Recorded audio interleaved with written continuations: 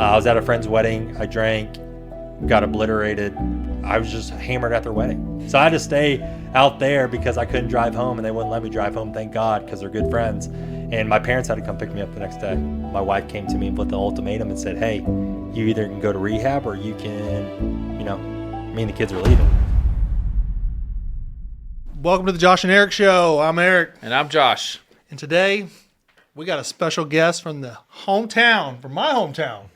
You're from Owasso? Yeah, I'm from Owasso. Well, so I grew up in Houston, moved to Ponca City in middle school, then moved to Tulsa in 2012. So I'm an Okie. You're an Okie. I'm an Okie. I'm an Okie now. My point exactly. Okay. So Tulsa. Little hometown support. Yeah, perfect. So why do we have him on?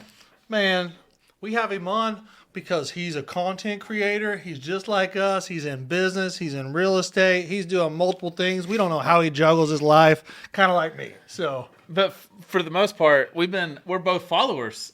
Well, you are, and I am, and I don't know if Alex is or not. Are you a follower? Thomas is. We found out as he came in here. We had another partner walk in here, and he's following you. So today we have Stephen Hester on with 918Agent. Yep. Thank you. Stephen, kind of give us a little brief introduction about yourself. Yeah, absolutely. My name is Stephen. I am a real estate agent here in the greater Tulsa area.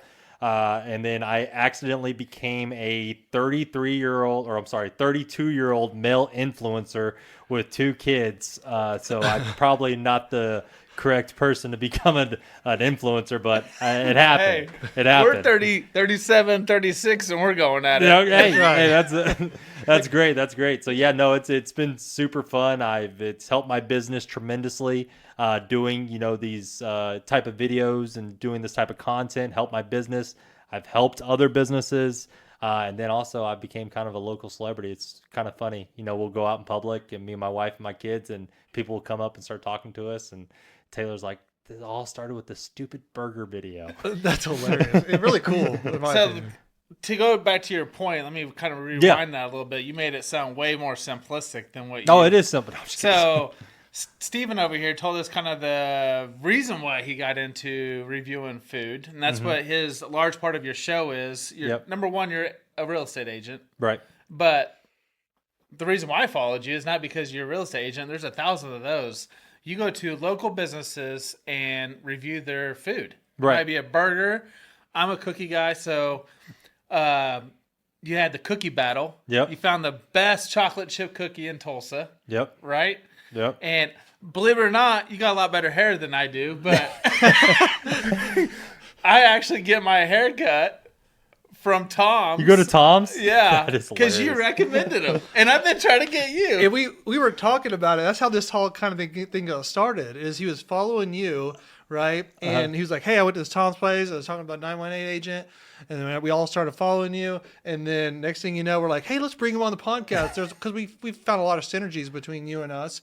And we were like, man, he'd be a great guy to bring on, give you some exposure on ours, right? And learn about you, learn about what you bring. Because, after hearing a little bit about when we talked, it's really cool to hear, that what you're doing, that it's helping these businesses, right? Because that's what ours is about, putting out content that's real life, that's no BS, that can potentially help other entrepreneurs make the right decisions if what we're talking about is in their realm of things that they do. And he's pretty honest about his reviews. He did a burger in Mounds, what was that? And Cafe 75. Cafe 75, and you're like, well, it's not really my jam, but good thing I ordered that cheeseburger. Yeah, because someone told me to get the hot hamburger, which a hot hamburger here in Oklahoma is like Murphy's up in Bartlesville. Yeah, that's like the ideal perfect hot hamburger.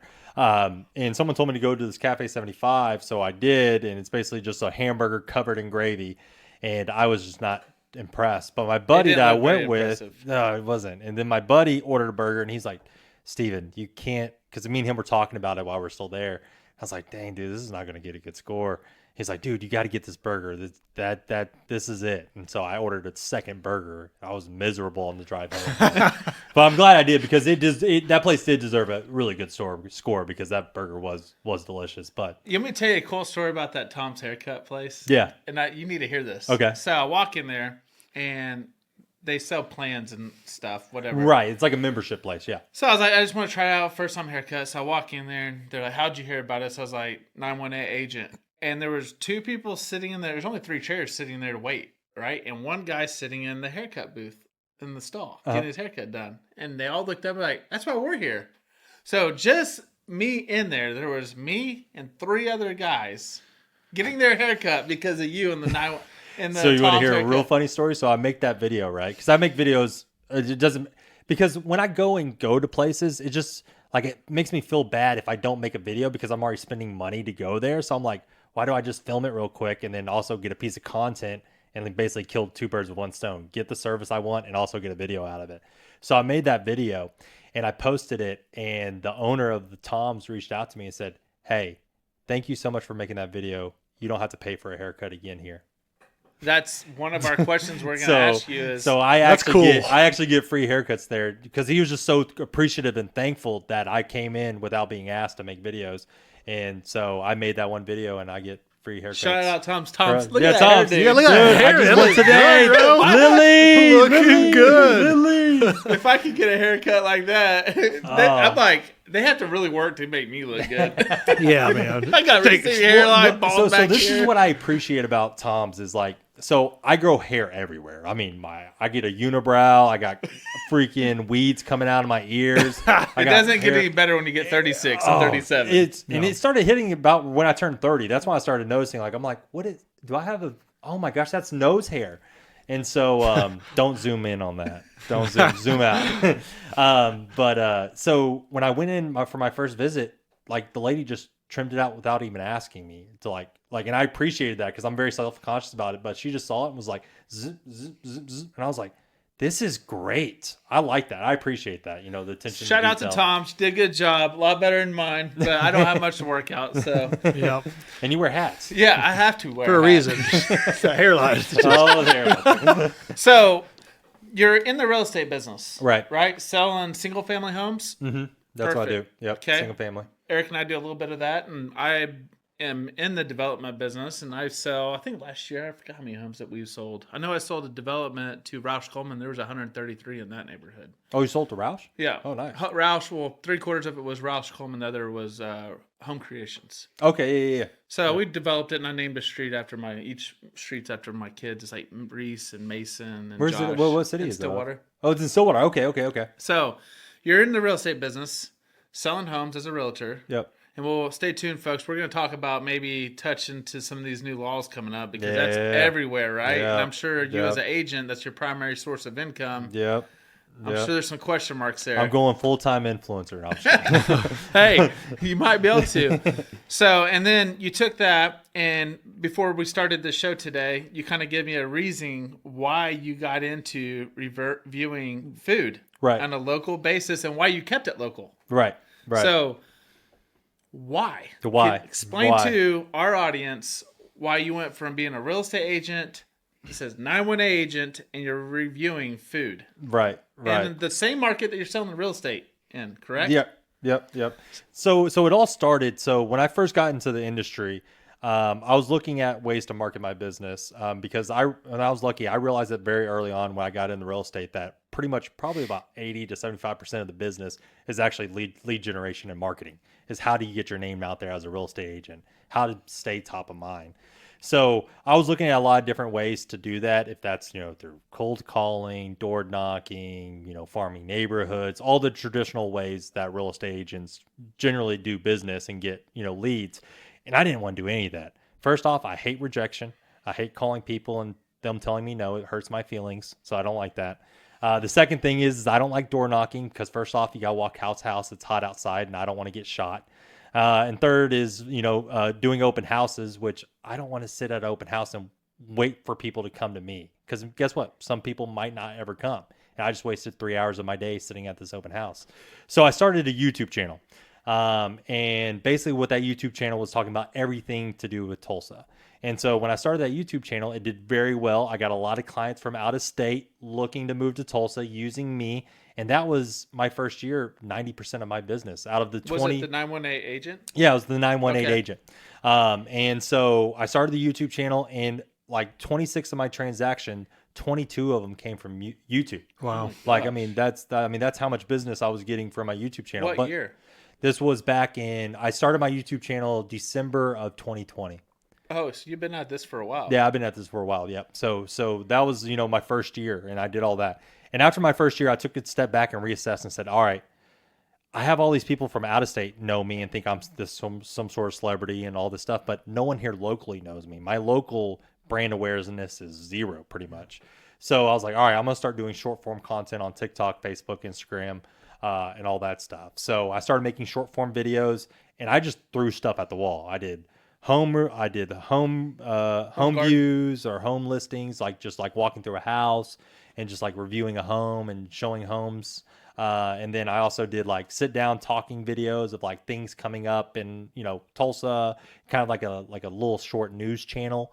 I did food reviews. I did all this other stuff, and nothing was sticking, I mean, I was getting some clients from it and stuff, but my views and my growing of my social media wasn't doing anything.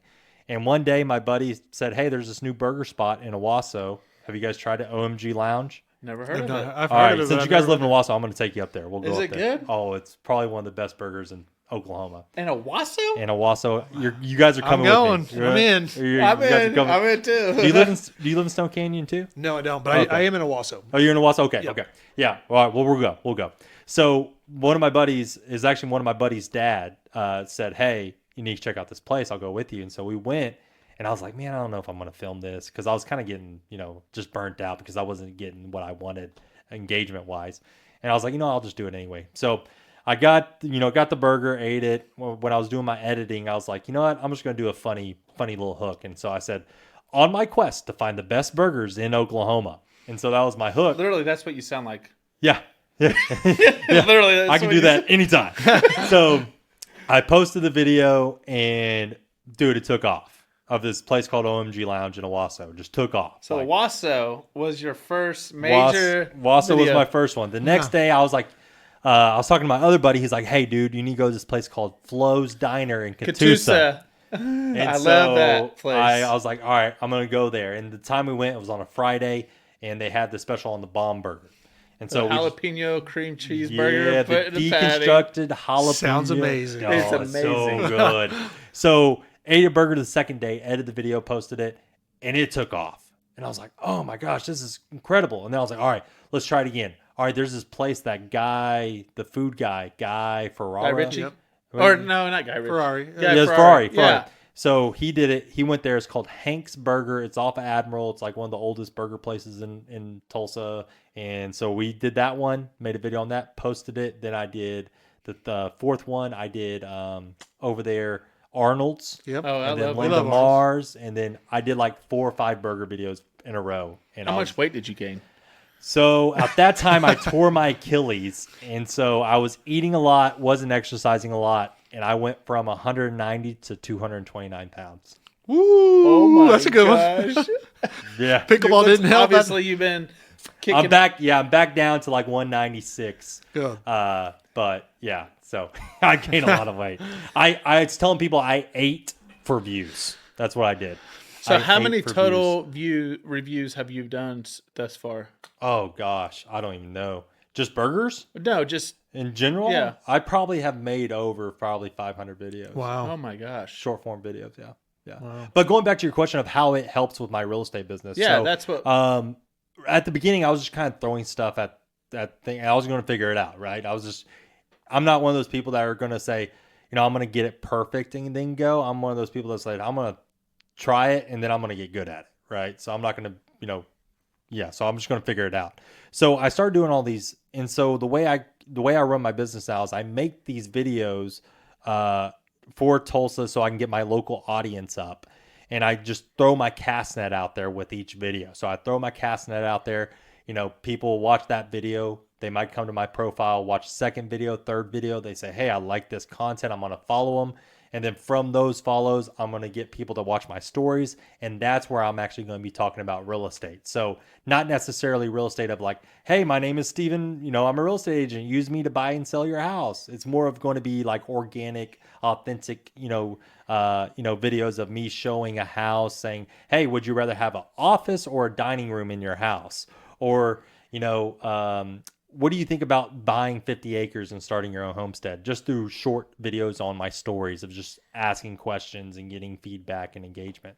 And then those couple thousand story views will lead to a couple of DMs of people asking me questions of where they should live, either Owasso or Bixby, or, how much, what this type of house costs in Bixby. And those conversations will then lead to clients. So it's basically kind of like a funnel, business and sales. So you started off real estate agent, only doing real estate videos. Right.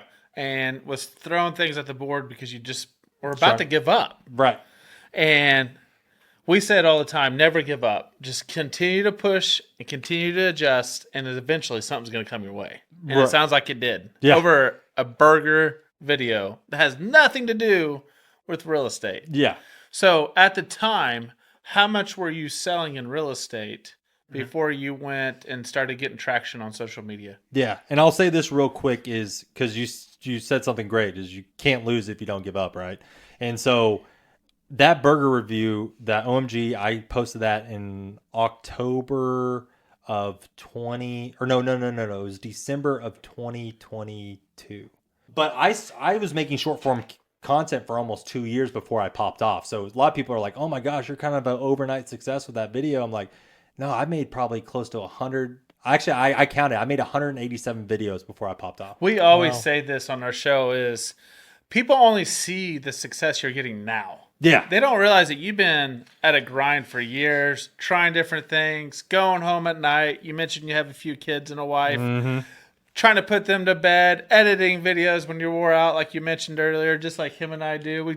We work together all day long. We drive home. We sit in our parking lots looking at our houses, talking to each other because we don't want to go in there and be on the phone in the parking lot at our house, and we were with each other all day long. I do that all the time. Do you just sit out in your driveway? Yes. Still drives my wife crazy because the kids can see me. They're screaming. Yeah. My wife's like, Daddy's if you're home. going to take that call, do it down the street. Yeah. Quit doing that. It's funny you say that because, people show up over here and then they get a perception of you, right?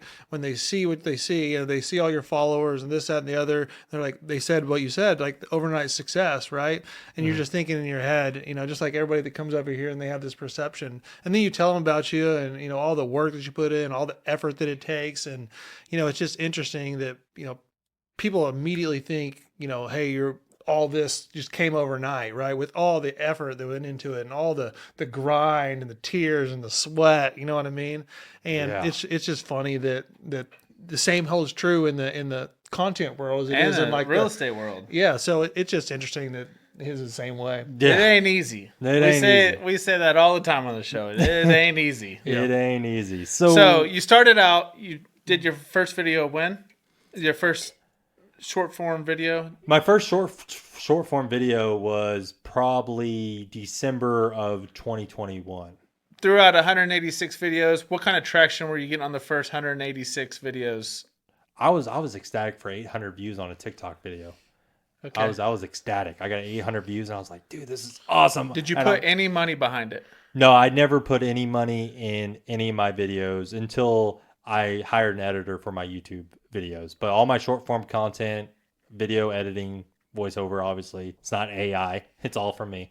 The only person I pay now is an editor for my YouTube videos. Really? So, yeah, everything else I do myself. About gave up. 186 videos later and one hits. Yep. Right? Where were you at on that 186 video before that you blew up? What sales were you generating in? Oh, okay. Yeah. In real estate. So my first year of real estate, I didn't do any short form content. I did 26 transactions. I did $5.8 million in productions. And out of those 26 transactions, 22 of them came from YouTube. Oh, gosh. So 4 of them came from my COI, my sphere of influence. So that's, best friend's dad buying a house, a friend of a friend referred me. Like that's kind of my COI 4. So if I depended on my COI, I would probably not be talking to you guys today. Yeah. I would probably not be That's talking interesting. to you today. So then my second year, I started doing more short form content and also doing YouTube. So doing those two things. I did 36 transactions, $10.9 million in production. Out of those 36 transactions, 33 of them came from social media and YouTube. So 3 of them came from my COI. I didn't get the actual numbers of Instagram and TikTok, but I did probably about 25 maybe came from YouTube and TikTok. I mean, sorry, YouTube, and then maybe 6 or 7 came from Instagram and TikTok. So doubled. Yeah. Yeah. So Pretty much just doubled I doubled my business. And then I was actually talking to Alex beforehand. And I was like, he's like, oh, you must get a lot of clients from, short form content, Instagram, TikTok, Facebook. I was like, no, actually I don't. But then I started actually thinking about it, and I was like, I sold 6 houses. Like, real estate's a little bit different. I don't need hundreds of clients. Yeah. I just need, 4 or 5, and that can make a difference in my business. Cause I sell one house and I make, $8,000 depending on what the price range is. So what is the average price range? So for me in my business, my average sell is around 300,000 on houses. So, but everybody's a little bit different. It doesn't take much to get there nowadays. No. Oh my gosh, houses. And we're lucky here. I mean, comparatively, you go out to the east or the west coast, the pricing here in the Midwest is staggeringly San Francisco, cheaper. We were looking at like 1,100 square foot flats are 1.1 million. Oh, HOA dues like $3,000 a month. Yeah, more than my mortgage for the HOA. And majority of my clients are coming from out of state, and the number one state is California. But believe it or not, I move a lot of people from around the country. So, I mean, I've hit probably, I think, close to 30 different states that I've moved clients from. What's the number one? Number one is California, but it's only like 25% of my business is California. I mean, the second most is actually Nevada, and then my third most is Arizona and New Mexico. Really? Yeah, and then I moved people from Alaska. So I've hit Alaska. I moved a family from Alaska. I moved a family from Hawaii, and then I moved a family from Puerto Rico. And why is the reason why people would want to move to Oklahoma? Pretty much most of it is just like values, I would say. And a lot of people, get mad at me on all my social media platforms, especially YouTube, because they're always like, you're moving all these, left-leaning liberal crazies to Oklahoma to mess up our values and our, political stance and blah, blah, blah. I'm like, dude, believe it or not, they're probably more conservative than you are. The people that are moving here because they're just sick of whatever state they're moving from. And that's why they're getting out of there. And that's why they're getting our out of there. CFO is he's from California. California for that reason. Yeah. And and that's why I kind of like it. You get to make your own decision. I mean, I use this Michael Jordan quote. He said, Republicans buy shoes too. That's why Michael Jordan doesn't talk about politics.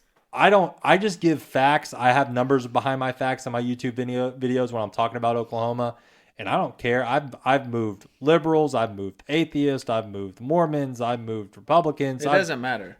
As long as you treat me with respect and are nice to me, like I don't care what you believe in. That's up to you. Now, if you want to have like a real, honest conversation and not gonna, we're not gonna fight about it. I mean, I'll have it, but I'm not gonna bring it up. What is your number one platform?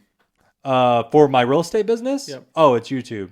It's YouTube by far. Really? Yeah, that's where I get most of my clients. I've never from watched one of your YouTube. Well, you wouldn't, and that's the thing is local people wouldn't have no reason to watch my YouTube videos because I talk about the pros and cons of living in Tulsa, the reasons why you shouldn't move to Oklahoma, where you should live in Oklahoma, what are the top 10 private schools in the greater Tulsa area. How many followers do you have on YouTube? I have about 16,500. Really? Yeah. And you have I looked it up. I think it was 50,000 TikTok followers or 60. Yeah. About 50,000. Just hit 50 on TikTok. Have 40,000, and then now my Facebook's finally growing because I was at 3,000 for a long time, but it's now starting to grow, and I'm at 9,000 on Facebook. And you're managing all that by yourself. Yeah, all my short form stuff, and it's rough. Don't get me wrong. How much time tough. do you think you spend a week allocating towards your short form videos? It was funny because me and my wife were actually looking at this yesterday during Easter because she's like, Steven, you're always on your phone. And then my daughter, how many times have you heard that?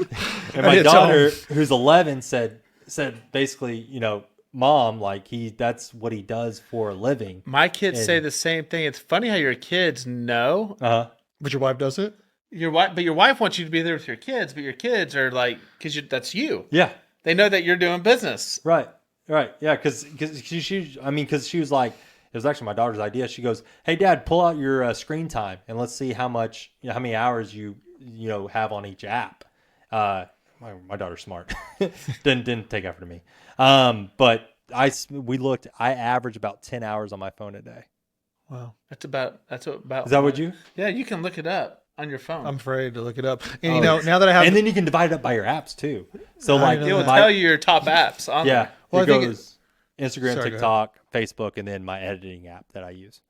Those are my top 4. well, I think it's funny that, before the Josh and Eric show, before we started that, I had no real excuse, right? To be on my phone. I could always say, hey, I'm working. I'm working, right? Yeah, I'm responding. My wife's the same way. She's like, you're always on your phone, right? And I get it, right? You got to have Yeah. your family time and spend time with your kids and be a good, disciple and making sure that your kids are doing the right things, right? So, you don't want them to be on your cell phones 24/7 if they're not doing something productive, right? So I can understand that. Hey, I got to interrupt you real quick. So, for you guys watching, we're a few minutes into the show. Stay tuned because at the very end of the show, we're gonna have something pretty cool. Are we going to tell them? Or are we going No, to we gotta make them wait. All right, I'm waiting. I don't think I'm not gonna be able to think about my answers. So your biggest platform is YouTube by far for your agency, and Right. Are you right. making any money besides bringing in leads for real estate? When you start seeing all these influencers and everybody thinks they all talk about how much money they're making. Going back real quick, and then I'll touch on that, is basically how much hours I'm actually putting into editing. So with my YouTube channel, I literally have an editor. So I just record the videos. I have an editing team. And then I have a company out of London who I don't pay, but they take a percentage of what I make off of YouTube. So we'll come back to that here in a second. But that's how much effort I put into my YouTube channel. Is I just come up with the scripting, and then I record. Let's stay there. Let's talk about. Oh, that. okay. You want to talk about that? Okay. Let's stay there. Okay, We'll come okay. back to that Okay. quick. Yeah, so with my YouTube channel, when I first started, I did everything. So I did scripting, recording, editing, and then posting, which that's thumbnail creation, title creation, description creation, all that stuff on the back end of when you upload your YouTube video. So I did all of that. After my first year, I made some pretty good money. I made the most money I have ever made in my life. So I made probably about $150,000 my first year of real estate, where before real estate and I was in the fitness industry, I tapped out middle management at a $60,000 a year. Oh, went night and day different. Oh, night and day. It was crazy. So I basically made all this money for my first year, and I was like, you know what? I need to basically reinvest in my business. So I said, what is something that I can take away that I can get time back? And that was editing, because I was spending about 6 hours a week editing one YouTube video, because I got pretty good at editing. And when you get good at editing, you start nitpicking stuff. That's what I've kind of learned with editing. That most people don't see. Right. And no one would care, right? No one would care about a certain transition or a certain overlay. Like, no one cares. But when you get better at editing, you start nitpicking stuff. And so I basically hired someone out for an editor that basically got me back 6 hours. So I can either create more content or I can do something else with that time. And then after I got to a certain level of subscribers and things, companies and businesses, started reaching out to me about actually running my back office of my YouTube, basically splitting, AdSense with me they want a certain percentage of my channel On YouTube. How many followers did you have to have before people started reaching out to you? I mean, I probably had, I don't know, probably 3,000 or 4,000, Okay. but it's the type of content that I makes sense for some companies that want to do that. Now, I didn't do that at the very beginning because it just didn't make sense for me to do that. But then I had this company out of London that reached out to me and said, hey, because with some of those people, they wanted you to pay them money and then they also get a percentage, which I didn't want to pay anybody.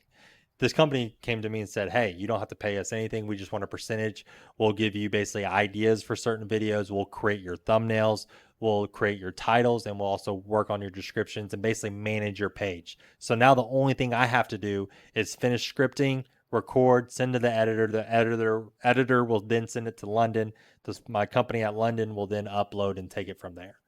So makes it a little easier. Yeah, so I don't have to worry about any of that stuff now. The only thing I have to do is just script and record. So are you putting money, like advertising dollars, into your YouTube channel? Nope, it's all organic. You have 16,000 organic followers. 16,000 organic How followers. long did it take you to do that? Since December of 2020. So 4 years. 4 years, yeah. Okay. Yeah. And I mean, I didn't get monetized on YouTube until probably about 7 months after I started my channel. So to get monetized on YouTube, you need first have 1,000 subscribers, and then I believe you need to have 40 or 4,000 watch hours. 4,000. Is it 4,000? Organic watch hours. Yeah, 4,000 organic watch hours. So I hit the 4,000 organic watch hours within 4 months. Once again, it's just the type of content I make, because people that are looking to move here to Oklahoma, they're going to ingest that whole entire content, and they're going to watch my whole entire videos, which at that time, my average video was about 10 to 12 minutes. Yeah. So it doesn't take too many watchers. So it doesn't take too many watchers to get that. My problem was getting subscribers, because with the type of content that I make, once you move here to Oklahoma, or you decide you're not going to move here to Oklahoma, my channel is useless, right? Who wants to watch that type of content anymore, because you're not moving here to Oklahoma? So 93% of my watchers didn't subscribe. One-time watchers too. Right. Or one-time watchers. And once I move them here, then they, don't watch my channel anymore. So once you were monetized on YouTube, what is that bringing you in, if anything, right now? So it brings in probably on average about $50, $60 a month. So that's why once again, you could make money on YouTube. You can. I mean, you watch Shannon Sharp. He just had Cat Williams on one of his episodes, and do you watch that episode? I haven't watched that. Okay. Was that the one he was talking about golfing? They were talking about a whole bunch of crazy stuff. But that one video got like hundreds of millions of views. And Shannon Sharp said that one video made him more money than any year he made in the NFL. Holy smokes. So there's ways to make money. It's just the type of content I make, So I'm not saying don't do it. If you're thinking about doing this, it's just I'm using these platforms to grow my real estate business. Yeah. I could care less about the watch hours, the followers, and all that. Yeah. It just so happily happened. And helping businesses. Yeah, which was selfishly not my first reason, the reason why I did it, but it is the reason why I continue to do it, because it just happened. So you're monetized. Yep, make $50 a month. So what do you do with all that money? So right now, he funds one food review. So right now, half of it goes to the company that I partner with. So that's once again why it made sense for me, because I'm like, I told them, I said, hey, I'm only making $50 a month. You guys still want to do this deal with me? And they're like, oh, we're going to grow that. So have they? Oh yeah. So I was only making $20 a month. So the way they have structured the way the ads come up and the type of ads show on my channel, like they're like, oh yeah, we're gonna get this up by $1,000 by the end of the year. $1,000 by the end. So is that recent that you just partnered with them? Oh yeah, that was like a month ago. Oh, maybe a month and a half ago. Gotcha. Okay. Yeah. So I was doing all the titles and thumbnails myself. So what is your goal with all the channels? Like, obviously they have a goal to monetize you even further, right? And you just mentioned that you may not have that same type of goal, but you're okay if they do it. Yeah. So what is your ultimate goal with all these channels? Just continue to progress your real estate side? Yeah, progress my real estate side. I'm actually, with this new lawsuit that just got settled with NAR, I'm going to have to restructure some things that I'm doing, and we can talk about that too if we want to. But it's going to look a little bit different. My channel's going to look a little bit different. Really? Yeah. It just... Can you give us a sneak peek? Yeah. So I'm going to focus more on selling real estate versus actually helping buyers. I mean, I'll still do some videos for buyers and things like that, but I'm going to transition my business from working more with buyers to more working with sellers, just like probably every other realtor in the group, United States is. It's just going to be hard working with buyers of the way the industry's wanting you to do commissions. And I'm afraid that there's not going to be as much money with buying as so you want to go into more of the listing side of it. Listing side, yeah. Yeah, which is in my mind, is every realtor's dream. Right. Yeah. Right. Is there a specific reason why you wanted to do that? Why you changed from buyers to sellers? It's less work, and then also the reason why I liked working and I understand why this whole lawsuit came up, right? I understand with steering and disclosing what type of commission someone's going to make off of a certain property. The real estate agent might favor one property over another property because they're getting paid more commission. It's just, human, nature, whatever. Like if I'm going to make more money selling this house than this house, why would I not push this house a little bit more? For sure. And then, so I get it. I understand. But the problem with it now is that I deal with actually a lot of first time home buyers with my YouTube channel, because most of these first-time home buyers live in an area like California, Denver, New York, Miami, where houses are like It's not an option to be a $800,000, and they want to be homeowners. So they are going to move to Tulsa to buy their first home because they just can't buy their first home at that area. And with these first-time home buyers, they don't have a ton of money to pay. Maybe not closing costs, maybe not down payment, but definitely not a real estate agent, commissions on top of that. And that's kind of what they're pushing right now, is that the buyer's agent is going to pay partial or all of the buyer's commission. And it's just not realistic for, first time home buyers to do that. Now that's not going to be for everybody. Once again, there's a lot of misinformation going out there saying that the seller, the seller of the home is going to pay 0% of the buyer's agent's commission. That's not necessary, or that's not 100% true. They've always had that option not to pay the buyer's agent, and they still can pay the buyer's agent. It's just going to be negotiated once they get a contract. So when you are negotiating the sell of the house, you're also going to be negotiating the commission for your. So it adds a layer. agent. So it adds a layer. And they've done this with commercial real estate since for a long time. So it's not different. It's a little bit different than I think from commercial. Is because with commercial, there's not so much emotions tied into a house or a deal. Where with this, there is going to be a lot of emotions tied to a certain house and deal. And I don't want to stand in between some first-time home buyer buying a house that they absolutely love because I'm trying to make, an extra couple grand or whatever, or make money. I just can't do it. For you guys following on our channel right now, watching this, Steven, tell us what you're talking about. Oh yeah, that'll probably be helpful. Maybe we edit this around. I mean, just tell us, we'll start over, not the whole conversation, but tell us what is going on with the real estate industry. Right. It's really a big shakeup. If you guys are buying homes and selling homes, you're in any type of industry in the real estate, you probably heard about this. Right. So a couple of years ago, there was a lawsuit. It was basically a lawsuit against the National Association of Realtors. So that's when I say NAR, that's what I'm talking about, National Association of Realtors, and some of the big brokerages. So Crumbl Banker, Keller Williams, I think Century 21 was part of this lawsuit too, and I think a couple other ones. So it was a lawsuit against NAR and a couple of the big national brokerages against a class action lawsuit, I believe, out of Missouri. Now the lawsuit was behind why they think it was unethical for listing or sellers to pay for buyer agents' commissions. That was basically the kind of the sum of it. And they also were doing a lawsuit off of why is the commission listed for a buyer's agent on the MLS? Because that could do with something with steering. So steering a sell of a home because of a certain, which I get that one. Like I'm on board with that one.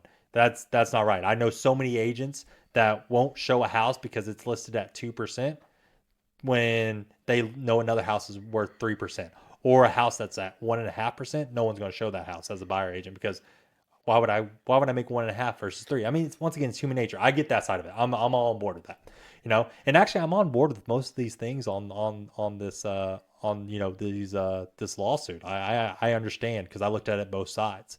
So basically, NAR lost the lawsuit, and they owe $4.3 billion because they lost this lawsuit. Now, Crumbl Banker was smart and got out of it and settled before the ruling came down. So they only had to pay $80 million. Yeah.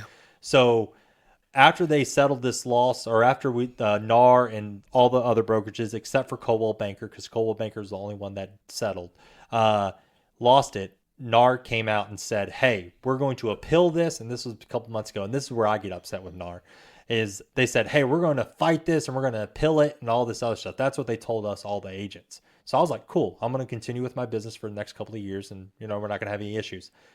About 2 weeks ago, Friday, I get an email saying, congratulations, we settled the lawsuit for, I think it was like $100 and something billion or $100 and something million. So we didn't have to pay the billion, but we settled this. And these are some of the changes that we're going to have to do.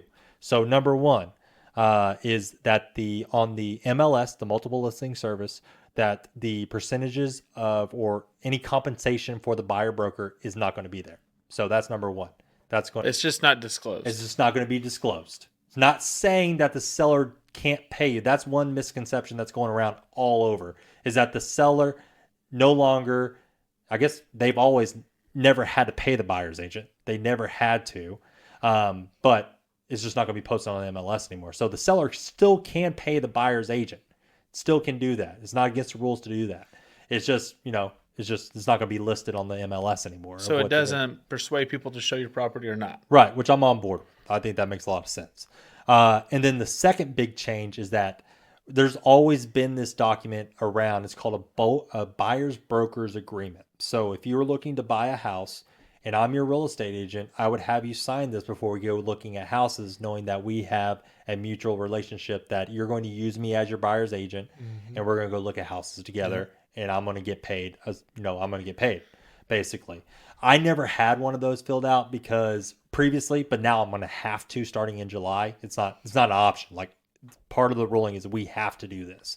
And I never did it beforehand because, like I said, this agreement has always been out there. I just never wanted to sign it because if you're mad at me and don't want to use me as an agent, I don't want to work with you either. I don't. That would be horrible. I don't want you in my car. Yeah, I don't want to be showing you house when I know you hate me. Like, I don't want to do that. Is that about just like exclusivity to where if you're signing that, I'm buying through you? You're buying through me, and then also they added another piece to that, is that there's going to be your commission on there.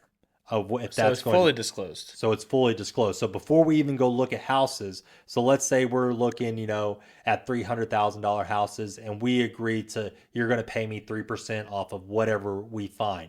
If the seller pays it or not, you're on the hook to pay me my 3% or 2% or a flat fee or whatever that might be. If you buy something or not.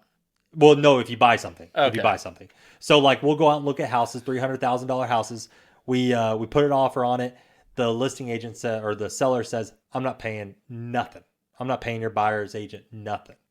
So now you're on the hook. If we agreed on 3%, you're on the hook to paying closing costs, your down payment, and $9,000 in commission to me. Now, what I think is probably going to happen is that we'll negotiate. The seller will probably say, hey, I'll pay $3,000 of it, and then you're only on the hook for $3,000. That's what I think is going to happen. So that's definitely going to create a barrier, like you said previously, in a first-time home buyer that might not have $9,000. That might be their down payment. Right. And I think what's going to happen with that is that they're going to go into the transaction without any representation, and which created a whole another set of issues in itself. Which is the reason why the buyer's agent came into effect, decades ago. Was because of that problem. I think we're just making it out. It's just I could agree though with the MLS listing deal and not putting the commission on there. That makes a lot of sense. That makes a lot of sense. It's like anything else in life, though. Rules and regs change, right? And you just have to adapt, and you'll overcome it. And if it gets too bad, the government will jump in and step in and regulate it and throw out some type of first-time home buyer incentive like they already have, in rural areas where there's zero money down. There'll be something that comes up out of this at some point in time. I think so too, because what I think is going to, and I think this probably needs to go to this direction, is why have we always based the commission off a certain percentage? Probably just a normal thing. But I think we probably should go to more of a flat fee, because I know there's a certain amount of fixed costs I have with listing houses, with photography, videography, fees and all this other stuff. I have a certain fixed cost. I know what it is. So why would my commissions change from a $300,000 house to a $500,000 house, or even $100,000 house? Yep. So that's one of the changes I'm going to be doing with my business. I'm going to go more of a flat fee. So if I'm listing a $300,000, $100,000, or $1 million house, I'm going to have a package of 3 different things that I'll do on a flat fee schedule. That's smart. So if you want to do it yourself, I'll have a certain charge that I do it, where I basically get it all set up for you, list it, and then you take the transaction for there. So it's more of a limited listing. Yeah. And then I'm going to have another package where it's going to be kind of the middle of the ground, and then I'm going to have a big boy where I'm doing everything. I'm just show up. Yeah, you just show up, and there's going to be video, drone footage, photography, pre-inspections where I'll bring an inspection team to come pre-inspect your house. Stager comes in. You're answering every question there is to answer before. Yeah. So you basically, it's going to be a menu. You come down, we sit down, say, hey, here's my menu. You pick one. And then if someone says, well, I want to negotiate this price, I'm like, no, this is the menu. Yeah. If you don't want this one, then I have this one right over here where, it's cheaper. Yeah. So, man, I really appreciate you clarifying that. Me being Eric and I being in the real estate industry, we hear about this NAR lawsuit and nobody's really clarified that. So having some good insight knowledge and getting that email and clarifying that for you listeners, you probably have a better understanding of what's happening right now. Now there's probably a lot more technical stuff in there, but I kind of gave just like the general thing about it. So if you're moving to Tulsa and you need a good real estate agent, 918 agent. Yep. I'm only going to charge you $10,000. No, I'm just kidding. I'm just kidding. That's going to be my flat fee for buyers. No. So you're doing these reviews. And I'm not going to lie, me being a little bit greedy, this is why I wanted you in here. Yeah. So, what has been your favorite review? Oh, my favorite review? Okay, all right. So it's actually... We're kind of skipping back, folks. We're kind of going back into the food reviews, right? Yeah, food reviews. So my favorite video, so I'm going to tell you my favorite video I've made, is actually... the Oklahoma City Thunder. Because when I first got into this and I started making all these videos, I was like, man, I really hope the Oklahoma City Thunder reaches out to me to make a video. And they did about 2 months ago. That's cool. It's probably one of my lowest performing videos, but it was my favorite video to make because I got to go, to Paycom Arena, go to the Thunder, do all these special backstage passes type stuff, and that's pretty cool. It was so much fun. So that was my favorite video I've ever made. Was that one? And what were you making it about? I didn't get to meet any of the players. I didn't get to. And they're killing it this year. Oh, they're killing it. They're killing it. What was the video about? So the video was about is that they're doing Michelob Ultra and the Oklahoma City Thunder have partnered up and they're doing this like artistic, poster series where they get local artists to make posters about Oklahoma City and the Thunder, and they basically give it out to all the fans that come to that game. So it's a series. It's called Oklahoma City Nights or City Nights, and it's a poster series. Yeah. So basically, I came in to make a video about that poster unveil for that one, and yeah, it was. How many views have you gotten on that video? I think that video maybe got like 15,000, maybe. Yeah. 15,000. Not a very good producer. Yeah. 15,000 views, maybe. No big deal. Yeah, but that was probably my favorite video I made, and then I've done some stuff for the Tulsa Oilers. At the new stadium. Yeah, at the Wee Street. That was a really cool one too because I got a lot. I saw that. Yeah, that was really fun. So they reached out to me because I did a video just going to their games, and they reached out to me and said, "Hey, can you come to our grand opening?" I'm like, "Oh, cool." So I roll into this grand opening, think it's going to be like a bunch of people there, and it's like the mayor and like some really important people of Tulsa there, and me with my cell phone just filming crap, and I'm like, oh, okay, that type of grand opening. So I had like a special person that walked me around, showed me stuff, and that was actually cool one too. of Eric's large projects. The Wee Street deal? No, you had the dumpsters and stuff on the new ice arena at the Promenade Mall. I can't keep up with all of them. It's Thompson Construction. Oh, gotcha. Oh yeah, Thompson. Yeah, Thompson, and they did something really cool at that Wee Street thing. And this is the other cool thing that when I go to they're these a great company, great family, great company. They're one of our great clients, and we Thompson Construction. Thank you, but they did something really really cool. Is they did some type of special architecture for reinforcement of for not having beams, because that used to be the old Macy's. Yes. And so they had beams that was for structural support of the roof. And they didn't want to have beams in the middle of their ice hockey rinks. So they brought in, I guess, a bunch of architectures around the country. And some type of engineers. And some structural engineers to figure out how they're going to keep the roof up without having these, pillars in the middle of these ice hockey rinks. So they did something that has never been done before. And now architects and structural engineers are coming to Tulsa just to look at that. Is it as big as what it looks like on your video? It's huge. It is so big. Like what you went through the different packages. What was like an average package to get your own suite and?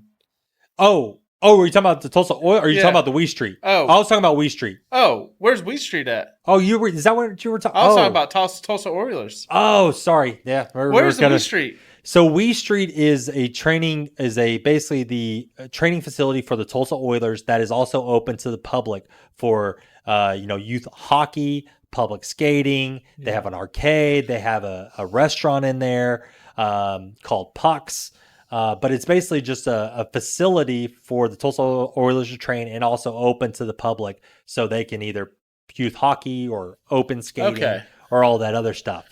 So that's what I was talking about. That's in Promenade Mall. That's in Promenade Mall. Okay, where that's the Macy's. project. Yeah. I was following you. You were following me. Okay. I was way lost. Sorry about that. Yeah, but no, Tulsa Oiler games are great too. I mean, actually, be okay and the suites and all that stuff. So no, for sure. Yeah. So back to the food. I'm gonna keep on pressing that food. Okay, we're going to put food. You love food. I know. I love food. So, what has been your favorite place in Tulsa thus far? To eat? Yeah. Okay. All right. So this is my favorite place that I really enjoy going to. It's a place out of Coweta, Oklahoma. Do you guys like Cajun food? I like that new Cajun food out there. T. Johnny's. T. Johnny's. It's Cajun food place. Stacey was telling us about that. I love that place. Nugget. Love that place. Is it that good? It's pretty good. It's pretty good. And then there's another place that I don't think gets a lot of recognition. It's called Siggy's Sausage Factory. I love Siggy's off of Sheridan. Yeah. I never heard about it. That's where we take all of our deer, pheasant. Yeah, they do Maynard or whatever. What do you call that? Game processing. Game processing. Yep. Yeah, they have that over there. I really enjoyed that.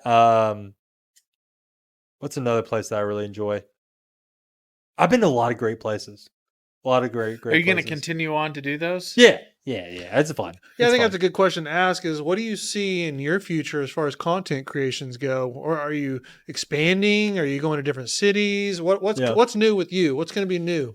Yeah, so basically I'm going to continue doing what I've been doing. I'm going to be a Oklahoma influencer. I have no desire to go out of state. I mean, now if I go somewhere that's pretty cool and I can make a cool video about it, I'll do it. Like we went down a couple of years ago, we went down to Houston and went to the Kemah Boardwalk and, did that thing. So I made a video for that. Had nothing to do with Oklahoma, but it was a cool video and I made it. But what I'm going to do is I'm going to continue doing, local content for, mostly Tulsa. But if I'm in Oklahoma City or make a trip out to Oklahoma City or a small city, I'm going to make content around that. And then also restaurant wise, I'm going to continue doing that too, because what I found out of when I first started this, and we said we're going to come back to this, is I originally started this to grow my local following so I can sell more real estate to local clientele. That's why I originally started making this type of content. But what I found out from doing that is I've helped out a lot of small businesses by accident. Was not my purpose. My purpose was very selfish to start with, but I'll continue doing it because I enjoyed helping other small businesses. As someone that has worked for a lot of small businesses beforehand, I understand the struggle for marketing and, starting a business and taking on that type of risk. And, if I had an influencer that would be willing to come over and help out, like I would have jumped on that in a heartbeat as being a small business owner. Yeah. And that's why I think that, this was so big for me because I saw what you were helping people, right? And that's what this podcast is about is, putting information out there that could potentially help people. Some of it's good information to help them. Some of it's learning from our mistakes and just sharing mistakes. So, and we make a lot of those. So. Right. Do restaurants pay you to come in? So some do. So a couple of paid ones I've done is Raising Cane's Chicken Fingers. Okay. I love Raising Cane's personally. What's another one? And what does something like that pay? Oh, I think I've charged like $250 or something like that. So you're getting paid to eat? Yeah, I get paid to eat. Yeah, $250. Yeah. My bad luck, man. My biggest one though is I went to Oklahoma City. A marketing agency hired me to come out and do Western Avenue Association, which I guess is a district of Oklahoma City, and I did 10 restaurants. And then also while I was down there, First National Hotel asked me to come out and do a video of their hotel. And then also a movie theater asked me to come out and do a video on them. So I didn't get paid for the hotel. I got free stay with the hotel. And then also I got free tickets and things for the movie theater and free drinks and all that stuff. But I got paid for 10 videos. I think I paid like $2,000 or something like that. So you're starting to make money. Oh, that was a couple of years ago. I haven't done that in a while. Is your DM box, is it starting to... Oh, I can't keep up my DMs, dude. So if you DM me, I'm sorry. probably That many. Yeah, I get a lot of DMs, a lot of messages, and it's just hard to keep up with. So if you're a client interested in moving to Oklahoma, please text me or email me or call me. And you Don't can send me find a your DM. information where? Oh, I have it all on my all my platforms and stuff. Perfect. So So- yeah, I don't have a lot of DMs. Let's go. Let's go ahead. Let's you've been doing a lot of talking, and one of the main things I saw that was kind of interesting is your sobriety. And Yeah.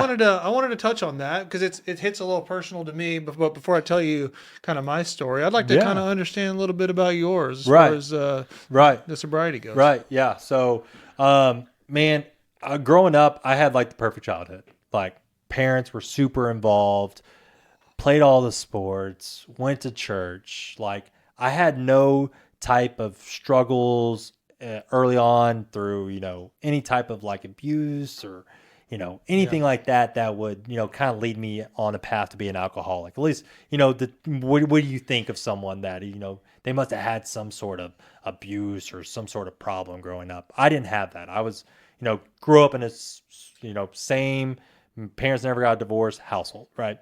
And went to church, part of the youth group, all that stuff, student council president, varsity letterman in 4 different sports. Like, I was doing all that. And then when I went to college, my first year of college, I just had a sense of like displacement. I was the big man on campus in high school. I kind of peaked in high school, right? Big man on campus. I peaked in high school. Sounds familiar. Peaked in high school, and then I go to this new university, and I'm like, crap, I gotta start over. I'm a small fish in a big pond here. Like, what am I gonna do? And so I was trying to find myself in that first year, and then after my first year that summer, I got a girl pregnant.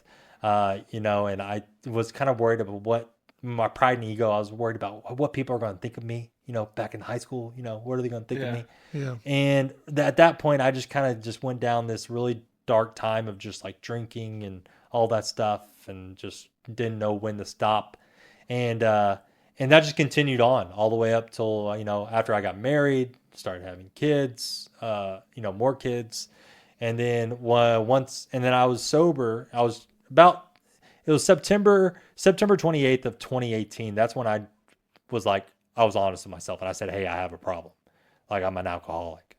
And so from there, I was doing AA, Celebrate Recovery, which are a bunch of like recovery programs for alcoholics. And, So you looked yourself in the mirror and was like, I got to make adjustment. Yeah. Yeah. Like you didn't get arrested, none of that stuff. Luckily, I should have got arrested. The amount of times I drove drunk and drank and drove, and my kids were in the back seat when I was drinking. And it's bad, dude. It's real bad. And it was rough.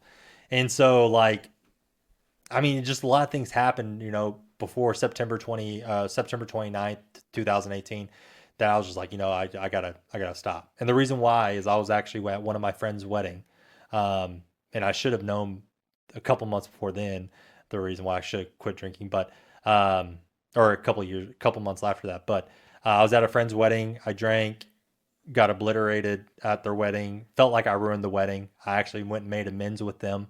So actually about a year ago, and I was just hammered at their wedding, and I had to stay at the bridal suite because they got married at this place, and they had bridal suites where they stayed the night out there in cottages. So I had to stay out there because I couldn't drive home, and they wouldn't let me drive home. Thank God, because they're good friends. And my parents had to come pick me up the next day. And the sad thing is my son was born 2 weeks prior to that. So my wife was at home with my 2-week-old son, and I was out there getting plastered and staying in wherever. And my parents had to come pick me up. And I was like, that's where I got a problem. So Yeah. Well, that's a powerful story, man. And it takes a lot. oh, that's just the beginning. It keeps on going. I mean, because I figured out I had a problem September 29th, 2018, but I didn't get sober until May 27th of 2020. Oh, so, really? So that's when I discovered, but I was going through this path of trying to figure out how to get sober without, I thought I could, once again, my pride and ego didn't go away because I thought I could do it myself. And with addiction, and the way I'm running my program is, I don't have a handle on it. I depend on God, my God, Jesus, to help me with this issue. And so, but once again, through those couple of years, I was trying to figure it out. COVID happened. I lost my job. I got fired from my job.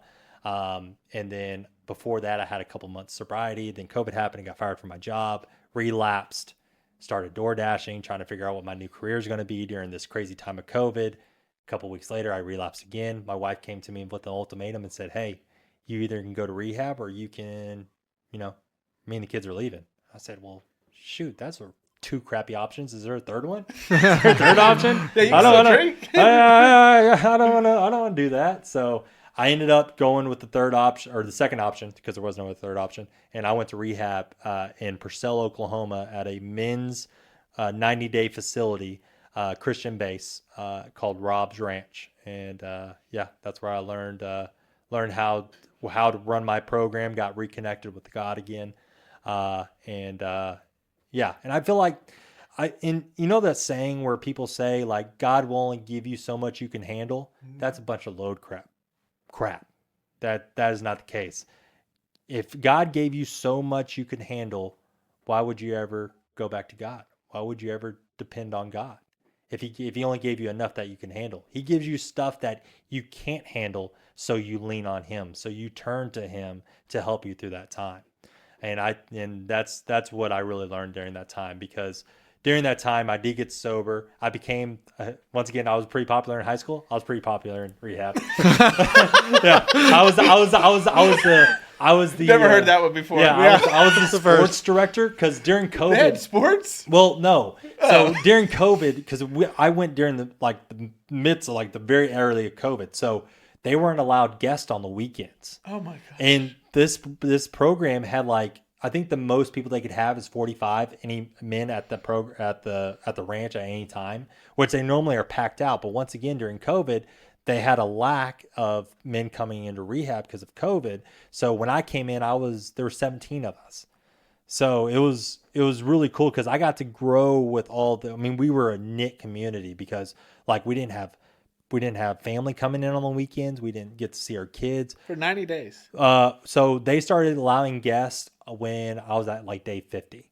Holy moly. Yeah. So for 50 days, it was just us men there. And so we were probably about maybe 25. It was real low when I went in, but about 25. So on the weekends, we just had sports. And so I would have Olympics. I had Olympics because it was over the summer.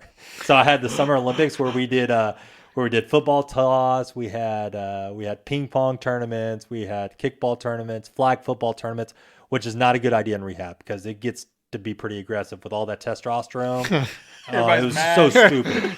So stupid. I won't do that again. Ultimate Frisbee.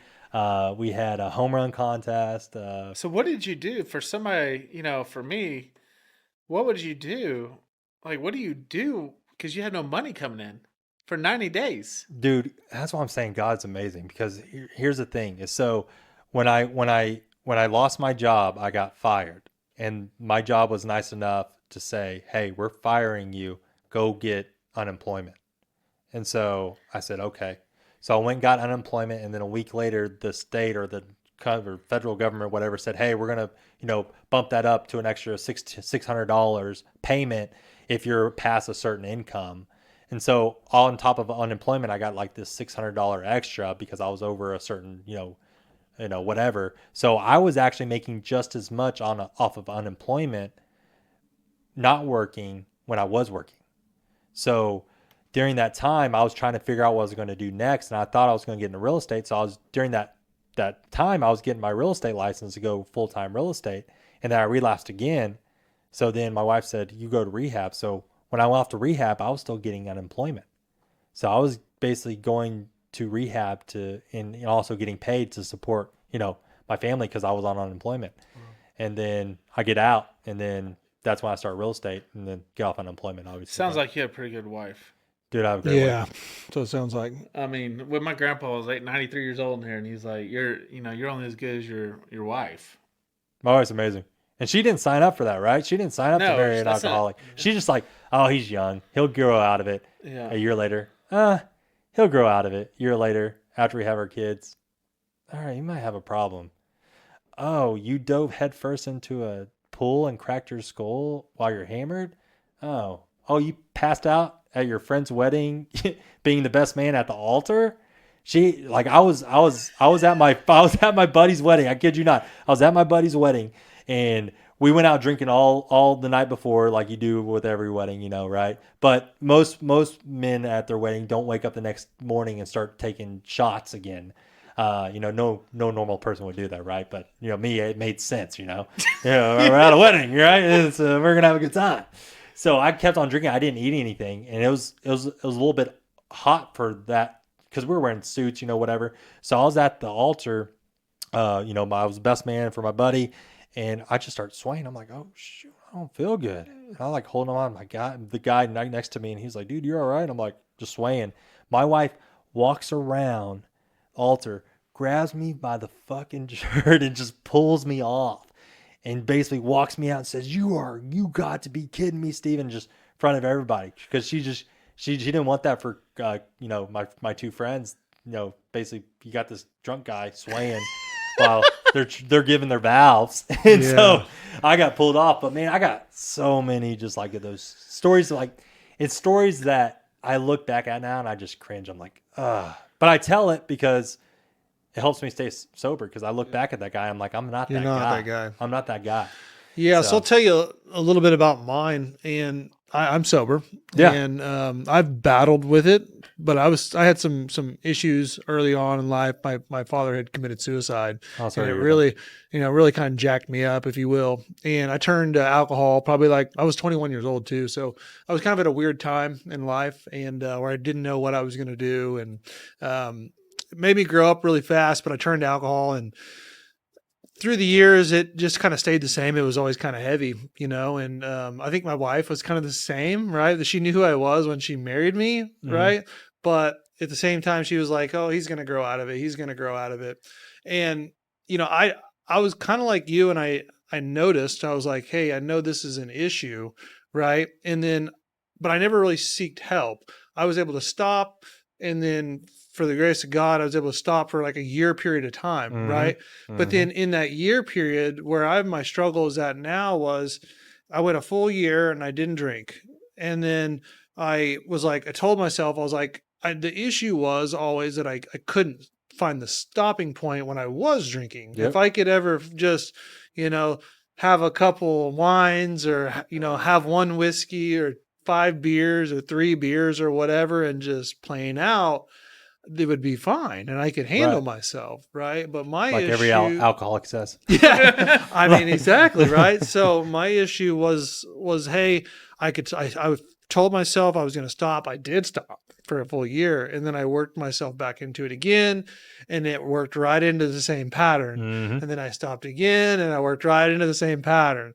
And then now I've stopped again, and at this time I felt like the times before I did the stopping was more for my wife, if that makes sense, right? I was stopping for other people. When now it's more of, I had to look at myself in the mirror and say, oh, I really wanted to stop. Right. So, and that's where I'm at now. And it was, I don't know the exact date, but it was in November. I finally made the decision of last year, made the decision again to stop. And, I've been going strong. So congratulations. It's a tough battle, man. It's a tough battle. And, looking back on it now, it's like, when I did go out and drink, what did that accomplish? I mean, the next day I felt like crap. I thought, what I told myself, and this is the great thing about alcoholics, is we can turn anything to make it make sense, right? I would go out and be like, I'm gonna go mow the grass, and since I mowed the grass, I'm gonna go. That gives me an excuse to go get a pint of vodka and drink it. Yeah. Or I gave the kids a bath tonight and put them to bed. That means I can go get a 6-pack and drink it, right? As an alcoholic, you can make stupid stuff make sense.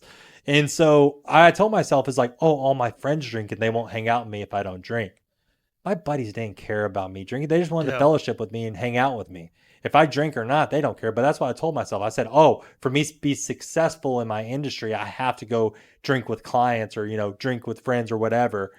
And honestly, I probably killed more deals being hammered drunk than I did, making deals. Yeah. So for me, it was it's always been like a social thing, right? Like if I'm in a large setting with a bunch of people and I hadn't drinking at all, I'm always a little awkward. Yeah. I'm sure you probably have been in a similar situation. Oh, absolutely. Right. So you had a couple beers, or I had a couple beers, and then I would just start opening up and could have conversations a little easier. Right. But liquid courage, right, as they call it.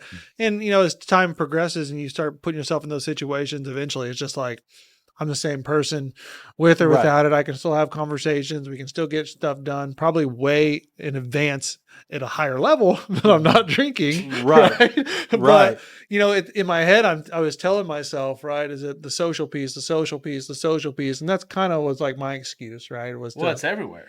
Yeah. And it is everywhere too. So Holy crap, it's hard to alcohol's escape everywhere. it. Everywhere. You really have to be mentally strong, Everywhere. to not. And so I know what I tell people is my first year after I got sober, I didn't want to tell many people because I didn't want them to feel weird around me that they couldn't drink. A lot of people are responsible with their alcohol consumption. I'm not. I have nothing against alcohol. I have something against me, and I have a disease, and it's called alcoholism. Yeah. And it's a crazy, dumb disease. But when I have one sip of alcohol, I can't stop, and I'll go on a 4-day bender. I was in LA one time at a work conference. I got drunk one night, and I didn't quit drinking until I had to go back to the airport, and I missed my flight. So I have to call my wife and say, hey, I missed my flight. Can you book me another flight and spend $1,500 to get me home because I missed my flight because I was drinking? I mean, dude, I got Sounds like you have a real good wife. Dude, Yeah. I got a real good wife. Yeah. I got a real good wife. Because, she put up with a lot of crap before she said, that's enough. And that took a lot of courage from her. Because also, fun fact, she was pregnant when she made that ultimatum. We found out a couple of weeks before then. I think that's also why I kind of relapsed. It's because I'm like, oh, I have another baby coming. I don't got a job. What? Yeah, I've been there, done that. So she was pregnant. And the sad thing about that situation is I went to rehab. And this is when I figured out that God basically gives us test us so we can give testimonies. You got to be tested to have testimonies. And so I went through rehab, and I was so excited coming out of rehab because I was like, you know what, my son, his name was Dax. He was due in December. He was due in December. And a week before I was supposed to get out, or a couple weeks before I was supposed to get out of rehab, my wife calls me. I was in a group, and I go and answer, and she said, hey, I just want to let you know I had a stillbirth. Dax is no longer here. We're going to deliver him. Do you want to be there? I said, oh, absolutely. So, my dad comes and picks me up, takes me to the hospital, and we deliver Dax. And but I was so excited for him to be born because that was going to be my first kid that would never know me as an alcoholic. But that happened. And then right when I get out a couple of weeks later from the ranch, we get COVID. And I'm like, God, what are you doing, man? I'm doing all these right things. But once again, he knew, he just knows that, if once I got out there, I think I would have my ego and I would have my pride, and I would be like, oh, I'll be able to handle this. But it made me really heavily lean on him, coming out of it. So, yeah, all those things. So what do you do? You said you spent 90 days at the rehab? 90 days. So what do you do at a ranch all day? Do the same thing every day. You got chapel at 7. You got breakfast at 8:15. You got small group at 9:30. You have a thing called PDL, which is Purpose Driven Life. It's a book, but it's a book study that we do at 11. You got, depending on if it was Monday, Tuesday, Wednesday, you got lunch at noon. You got big group at 1:15, and then you have another group around 6 o'clock at night. But you do that every single day. And you just, over 90 days, I probably did over 300 meetings. We do meetings, like AA meetings all the time. We had people come from out of, from different AA groups or different sober livings to come in and do. Do you stay in contact with a lot of those? No, you don't. You stay in contact with some. So I'm actually heading out to the ranch to go visit this Thursday. I'm so excited. I'm thinking about filming a little bit of it. You should. That'd be cool. And then just show. Obviously, I won't get anybody because it's I don't want to share anybody that's actually at the ranch right now. Keep privacy. But I'll get clips of stuff down there because it's really, really cool. It's a cool spot. But so I went in with 2 people, and when I went into rehab, even though I told you I was Mr. Popular at rehab, when I was going down there, I was really pissed off, and I wasn't pissed off. I was more upset with myself and embarrassed that it got to that point where I'm actually going to be going to rehab. Yeah. like great. I'm very good. I mean, you have to be at a low. It was low. To be like, I'm going. Yeah. I mean, my wife kicked me out of the house. I had to go stay with my pastor. Right. So now your pastor knows, which our church is really cool. So I'm part of a startup church called The Refuge, which is our mission is in our mission statement, our vision statement is that we're a group of hurting people, helping other hurting people through a relationship with Jesus Christ. So we're more of a hospital church. So we go after people that don't feel comfortable going to a normal church. So if you're an alcoholic, or if you have, abuse, or, sexual abuse or whatever, you're welcome here, because guess what? The guy that's leading tech is an alcoholic. The guy, one of the ladies that helps out with the children's ministry is an alcoholic. We have our pastor that struggles with anxiety and depression that's very outspoken about it. So we're a bunch of misfits, I guess. Here in Tulsa. I like that. It's in Owasso. Okay. It's Owasso. It's called The Refuge. So I would have to go stay at Hotel Carlson during COVID because my wife would kick me out of the house, and brother Scott would have to come find me. One time I was in a Panda Express parking lot. And he rolls up and he's like, Steven, I had a 6-pack. I was like, you want one? He's like, no, I don't. But no, I don't. So I had to go and stay at his house for a week. And so he's the one that drove me down to rehab. So when I was on my way down to rehab, I was thinking, I was like, you know what? I'm just going to go do my time. I'm thinking like this is like a prison sentence, right? I'm like, I'm going to go do my time. I'm going to keep my head down. I'm not going to talk to nobody. I'm just going to do what they're asking and get out there in 90 days. And that lasted all but like 2 hours. Once I got there, like the guys were like so friendly and like talking, and I was like, oh, these guys are just normal dudes. I thought I was going to be having to deal with like meth addicts and heroin addicts, and which they all were. But my vision of what an addict looked like was not what I thought. Yeah. And I was like, I hope my roommate isn't a heroin addict that's an IV user and has been to prison. And it was exactly that. He was my age. He was a heroin addict. He's been to prison, been in and out of jail, and we became, best friends. And really? then, still to this day? Still to this day, if I can get a hold of him. But yeah, he went back and started using. Oh, so gosh. I don't talk to him. I talk to his mom every couple months just to see if he's still alive. And that's the thing about this community of of addicts, is that people lose. So my workout partner, I'll just say his nickname. His name was Big Mike, and he was 57, and he spent 27 years of his life in prison. And he was my workout partner. So we had this gym there, but he was like, no, we're not going to use gym. We're going to do prison workout. And I was like, oh, what's prison workout? And he goes, all right, see that pillows? Go get your pillowcase. And I was like, all right. And there's a sand pit towards the cross. And we went down the sand pit and filled this pillowcase with sand. And I was like filling it up, and he picked it up. He's like, more. We got this sandbag up to like 50 pounds, and we would use that to do push-ups and squats. And then we do pull-ups, and we did 10 sets of whatever you could do. He was repping with the sandbag on his back, 10 sets of like probably 25 to 30 reps. When I started of what, squats or push-ups with this, like, it was probably at least 50 pounds. You just stick it on your back? We would stick it on your back and you do push-ups. And then when I started, I would do the 10 sets, but I started doing I could only do 3 or 4 reps because this bag's heavy. Yeah. And by the time we ended and I left, we were doing 15 sets, and I was doing 12 reps. 15 sets? Yeah, 15 sets, and I would do anywhere from 10 to 12 reps. Wow. Backing it out. And we do pull-ups and all that stuff. Man, I came out looking good. Nice. Back, what? Yeah. You're sober. Yep. Ripped up. Yep. New man. And dude, I can tell you stories about Big Mike and him in prison and stuff.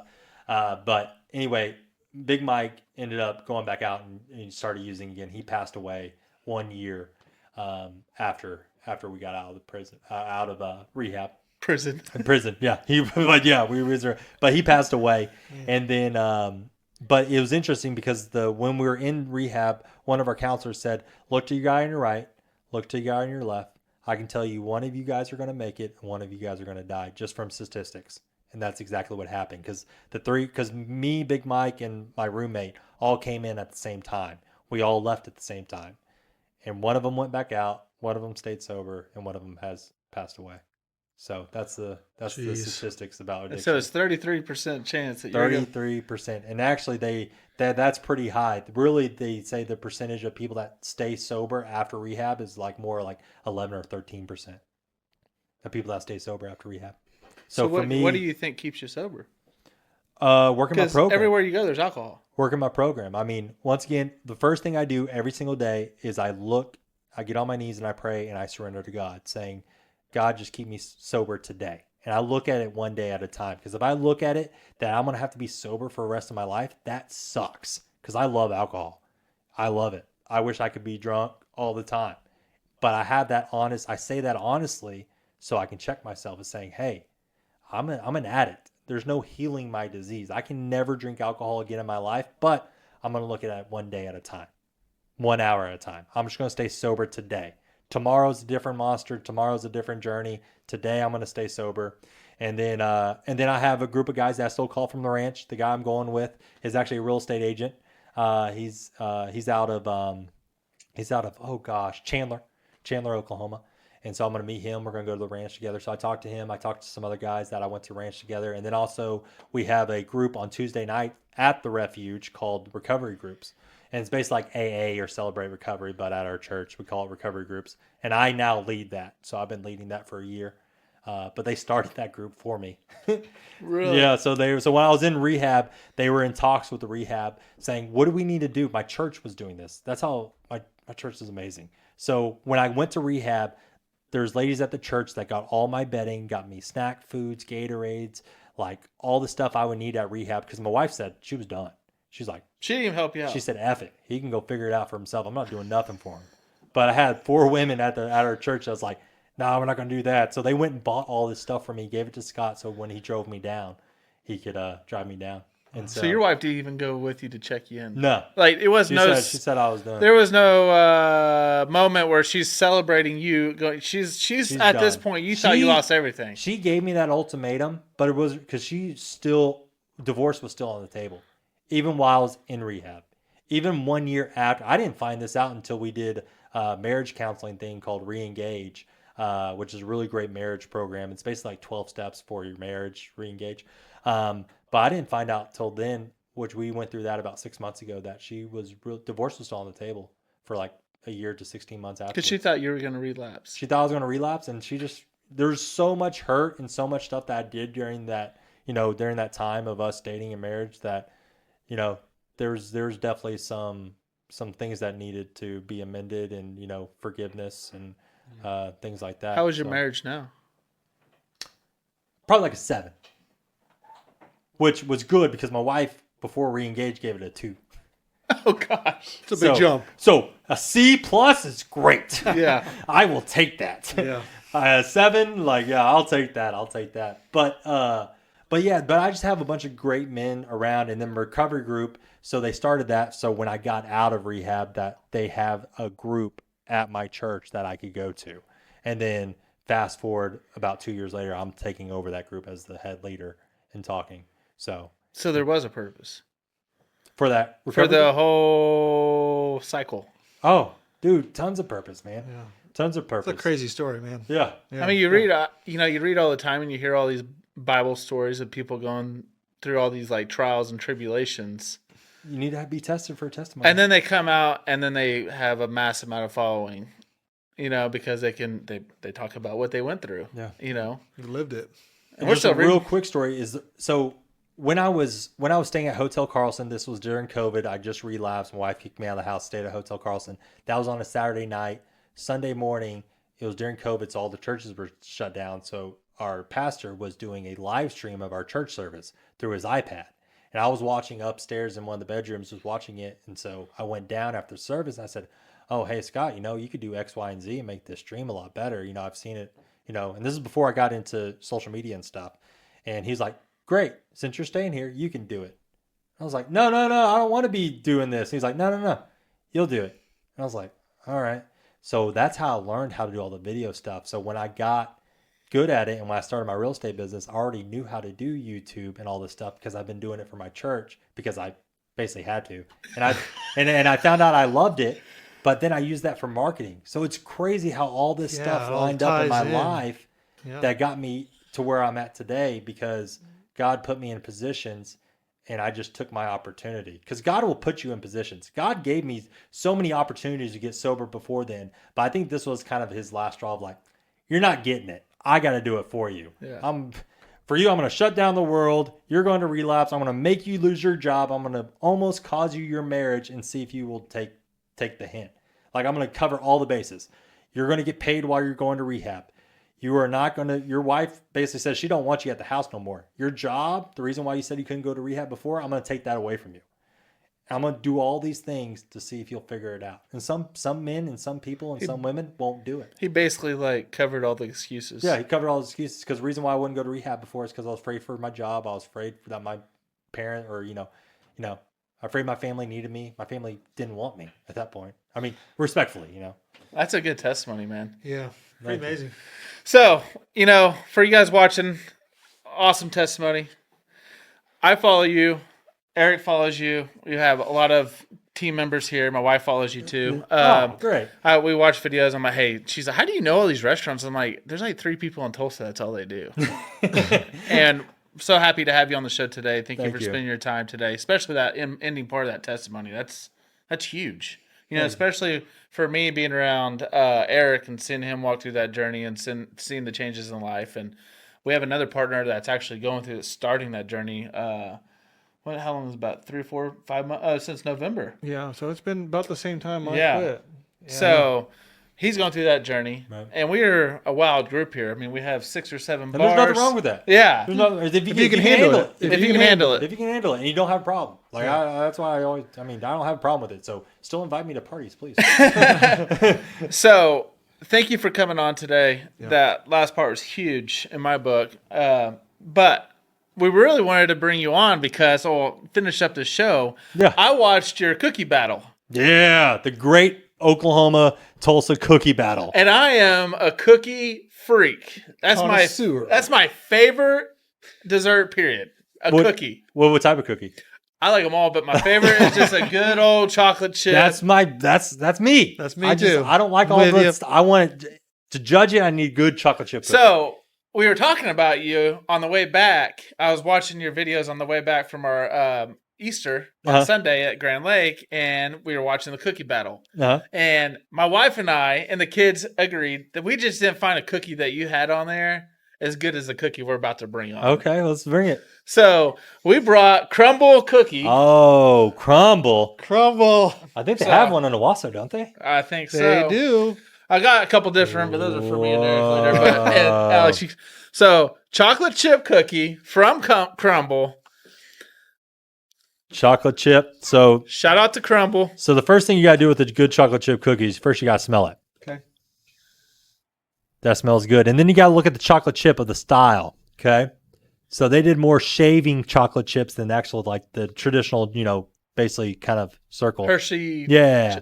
And then what you got to do is you got to do a break test just to kind of see how gooey the inside is. And then you got to look at it. Oh, that is good. Here, I'll give you that piece if you guys want that piece. Break some off. Yeah. You want some too, Alex? All right. Oh, that's gooey right there. And what is that on top? They season that with something? Yeah, is that salt? Is it? And then you got to take the bite. You went straight for the bite. Oh. You got to. This is why you can't judge. He went straight for the bite. He just eats it. He just eats it. Sorry. Honestly, I'm just an eater too. I just throw all that extra crap in there to make the video last 90 salt. seconds. Is it salt? It's salt.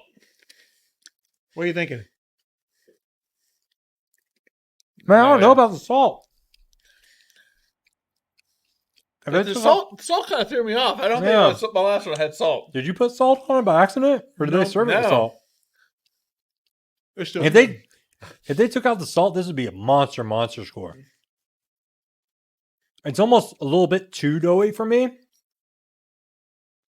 I have to give probably like an 8-9. 8-9. I like it. I give it a 10? No. The salt kind of threw me off too. Yeah. I got 9. Solid cookie. I give it a 9. Yeah. You're good. I can't give it a 9 because I gave another place a 9. That's the problem when you start reviewing these places. You'll mess up on your scoring. You're like, crap, I think I should give it a 9, but I gave that other place a 9. And so, Well, if you haven't seen the Cookie Battle, tune in to 918 Agent. He's on various different types of platforms. The Cookie Battle was one of my favorite. I love Thank you. cookies. They're all Tulsa based, so Yeah, stay tuned. I'm sure there'll be more battles. absolutely. Absolutely. And there's lots of cookies left in here, so I'm going to keep eating cookies. So, is there anything you want to finish up today and talk to your listeners and our listeners? You know, we appreciate you coming on, spending your time out today. It's Monday after Easter. We know you have other things to be doing. No, I first off, I would just like to say thank you to you guys for giving me your guys' platform to come talk about, social media. And sorry if we went a little too much for the viewers, into, my journey and my testimony with alcohol and my relationship with Jesus. But anytime I get a platform, I'm at least going to mention it. Hey, you have to. Because we love it, man. Yeah, so I have to. So thank you for giving me that platform and giving me the ability to talk about those things. And well, Eric and I are both Christians, and I'll tell you something cool about our video guy.